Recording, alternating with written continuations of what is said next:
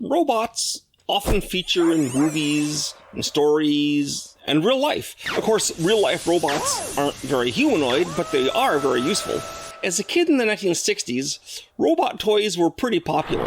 A lot of my friends owned them, but I stuck to dinosaurs and army men. It's odd. I mean, I loved aliens, I loved dinosaurs, I loved monster movies, I loved mad scientists, but I never got interested in robots. My friends liked them and thought they were cool, and still do. Robots never interested me that much. I guess I just didn't get that nerd gene, so robots were just not my thing.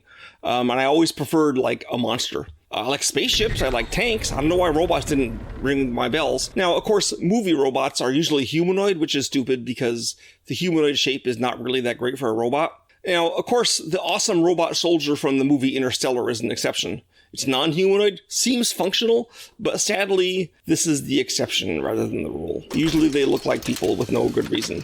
So the first question becomes with regard to robots, is artificial intelligence real? That is, are robots sentient or just machines? Now, I know it's really, really popular today to say AI is real sentience, but I gotta say, no way. Now, a robot might seem sentient and responsive. It might be able to act autonomously and make decisions. In Fred Saberhagen's Berserker series, he had his killer robots act unpredictably because their AI was based on a block of uranium deep inside, and the AI used the decay of the random atoms as its randomizer to make choices. But it wasn't really alive, it just seemed that way. A robot could even, in theory, pass a sentience test if it had been programmed for that, but none of this makes it sentient.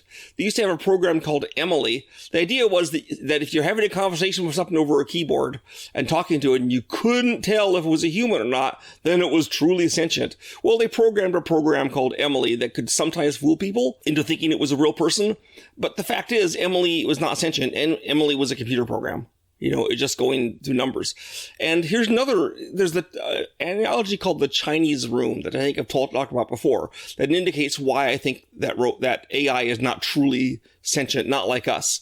Imagine that you don't speak or read any Chinese, okay?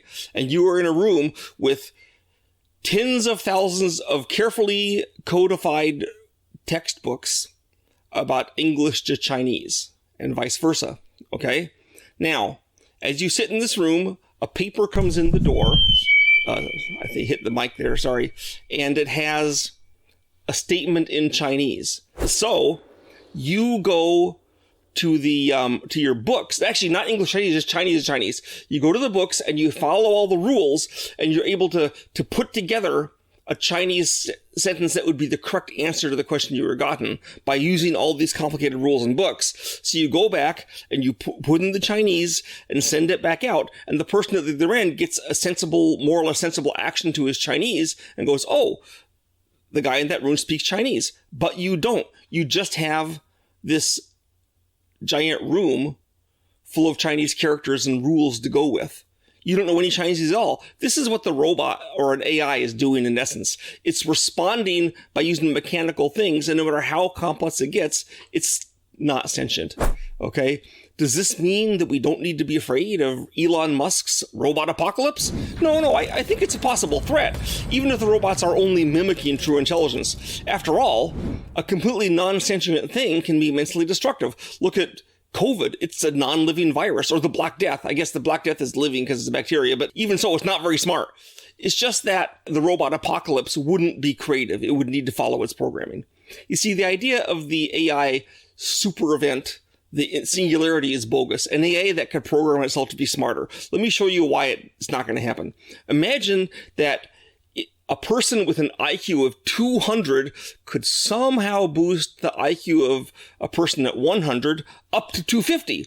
Then the IQ 250 guy could boost the IQ 200 guy to 300, and so forth, until everybody was a super intelligent person whose IQ can't be measured by tests. That's the idea behind the IQ singularity. But I don't think it's possible. Here's why. There's people who have IQs of 150, right? Or 160. But these people can't even increase the intelligence of someone at IQ 70 up to 100, which you'd think would be a way easier task than putting them above yourself.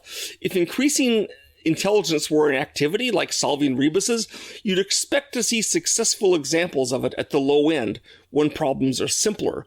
But we don't. Yes, education can increase IQ, but it's only incremental and over a long period of time it seems to cap itself. Now you might argue, but we have AIs that learn and grow. Yes, they learn. It doesn't make them smarter. It just means they have programs to let them learn. Now you might argue, maybe you can't raise IQ till your IQ is 400 or whatever. But even then, we don't have any reason to believe it's repeatable. Imagine that a person with an IQ of 400 could increase anyone else's intelligence to 150. That would be amazeballs, right? But that would still stop at a plateau. We wouldn't have an intelligence explosion. If the human brain were so simple that we could understand it, we would be so simple that we couldn't. This statement is pretty obvious if you think about it, but we have actual evidence for this statement. Let's discuss the roundworm. Caenorhabditis elegans. It's only about 1 millimeter long. Though it's a roundworm, it's not a parasite. It lives in the soil. It's harmless. It helps the world. There's probably thousands in your yard right now if you live in a temperate climate. Now, this roundworm is studied a lot in science. We have mapped its entire genetic code. It has about 20,000 genes. We know all of its genes. We know a lot of the variations it might have, but here's the deal. The most complex organ in this worm's body is its brain. Almost a third of its cells make up the brain, but it only has about 300 neurons for that brain. Our brains have over 80 billion neurons. Even a fruit fly has 300,000 neurons, making it, I guess, 1,000 times smarter than the roundworm. But despite all this knowledge about Caenorhabditis elegans and only has 300 neurons, and scientists have been observing them for decades, we actually still don't fully understand its behavior. We're missing something important. The fact that our 86 billion neurons can't figure out the roundworm's 300 neurons seems to indicate that it's not going to be possible to understand what's going on in ourselves. I mean, look how little we understand ourselves. And a robot would have even a worse challenge, especially since, as I said, it starts out like not being intelligence. So while I'm afraid of the robot apocalypse, I do not fear the AI singularity. Could robots be built that would span the stars? Sure. The von Neumann machine is such an idea. The idea that you make a robot that replicates itself, flies to other worlds, maybe taking centuries to do so, or maybe a robot that makes robots that can make the original robot again. It might take centuries to get to the other world, and then it can use resources on that new world to make more von Neumann machines and keep the galactic quest going. Of course, some of the von Neumann machines would go to systems where they couldn't find minerals, and they would just, orbit the star or fall into it. But enough of them would, you could keep on going. There's a pretty strong argument against von Neumann machines, is that we haven't met any. You see, let's say it takes 1,000 years to go one single light year for these machines. Well, an alien race building von Neumann machines would have explored the entire galaxy in actually about 50 million years. Our own planet had complex life, as complex as we are, though not intelligent, way back in the Carboniferous, more than 300 billion years ago. So if another planet had intelligent life earlier, or the planet's older than ours, it would be easy for them 100 million years ago to have spanned the galaxy. We should have met these machines by now, and we haven't. In fact, if the machines can cross a light year in just a century, it would only take them 10 million years to visit every world. I guess you could argue that the robots did visit, but they didn't say. But of course, we don't see any evidence for it. I mean, maybe they covered up their visit, but in the end, arguing that something happened for which we have zero evidence is kind of a sterile pursuit, Another problem with AIs is that even following their programming, eventually they would get stale and start making wrong choices as the universe changed around them. They'd go extinct or idle or get into a rat hole. Now, however, I have come up with an idea for an actual robot civilization that would be able to continue going on at least for many millennia. I'm not saying they're truly intelligent. They're just machines, like your toaster, but more complicated. But I call this race the Automata. You can see that they are kind of modular and not humanoid at all, that's how I envision a real robot. The idea behind the Automata is that, like any robot, they're originally created by a civilization. Perhaps they're built to explore the galaxy, or to fight as autonomous war machines, or to work as laborers to mine planets and transport the loot back home, or any number of other things. Anyway, the automata get created for one of these reasons. Then some of them go off on their own. Perhaps the species that created them went extinct or stopped using them, and the automata are still around. So now we have this interstellar group of robots which are out there building factories to make more robots, or exploring, or trying to find someone to fight, or whatever.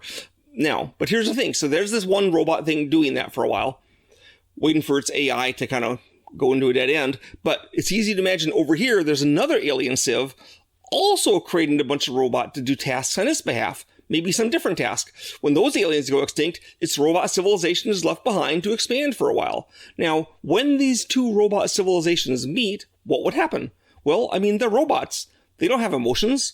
They presumably merge together, making a new, more complicated robot empire using the programming and goals of both civilizations. This is my version of the AI singularity. Two different robot empires with different backgrounds, different technologies, different goals would be far greater when they combine. Also, the mix of their goals and programs would reinvigorate their original tactics and extend the usability immensely. Then, as that empire expands, it can beat another robot empire from another extinct species with other purposes and goals and tactics and technology and absorb it into the Automata complex. You'd end up with a galaxy-spanning robot network with a huge variety of technologies and science and backgrounds devoted to many different goals. It's coming really close to mimicking life now. Though, as I said, I don't have its true sentience or I don't think it has a soul, whatever that is, but I think it would behave a lot like living beings and possibly pose a threat. So let us hope, if this robot empire exists, which seems plausible, is that part of its programming is to study and protect organic life, and not to, terraform our worlds and turn us into carbon fuel for their dynamos. Like me? Get notifications if you want. And I have other things you can buy and have a permanent thing from Sandy Petersen in your home, like this thing here. Consider it. Thanks.